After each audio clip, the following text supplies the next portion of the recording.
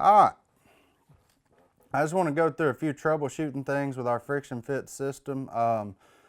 You run into a lot of things. I was actually trying to make this one squeal and couldn't, but just want to show you what you do. If you ever get a situation where the caul squeals, which will happen sometimes when you get outside, it's real humid, it's like a real rainy, kind of foggy morning, they will squeal just because of moisture. Moisture locks things up, is what it is.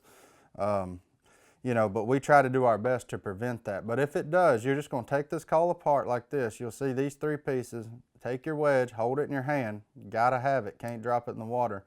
And what you'll do is just peel the reeds apart like this. We keep a rivet on them, that way you don't lose them. And then you'll just run your fingers across them like this and get them as dry as you can. It'll be hard because your hands probably wet because you're duck hunting, but get them as dry as you can. Put it back together. And when you do this, you'll put the whole thing back together. Push it as far as you can, but it ain't gotta go all the way, just good and snug. No more squealing. Some other things that you can run into is all these reeds are plastic, so they do have a memory to them. They do have an inherent bend to them, which you can see on ours, which is why we marked which way the plastic's bent.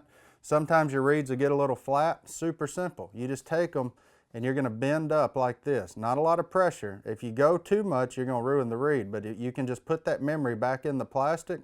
It'll get you that sound back. If your caul gets a little low, this is a good way to get it picked back up in pitch. It'll get a little bit higher pitch for you.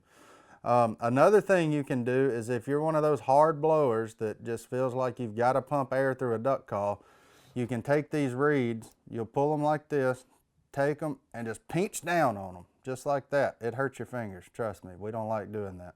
But that'll help keep them from sticking also if you're one of those just big high air compressors like Godwin.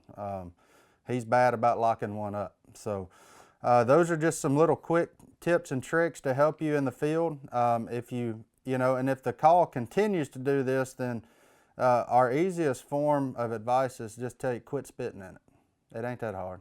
Just don't spit in it and you'll be fine. If it's super cold outside, the other thing you can do, well, first of all, you got to put this thing together right, is keep this duck call in your pocket. So you'll have a lanyard around your neck. If it's super cold, keep it inside your jacket. You're going to be wearing a jacket. Most jackets have a little caul pocket right here for that.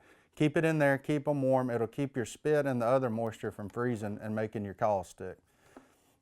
Luckily in Louisiana, we don't have to worry about that. So that's just for you northern boys that get up there and freeze your tail off. So that's the ins and outs of it. That's the super simple way to put it, you know.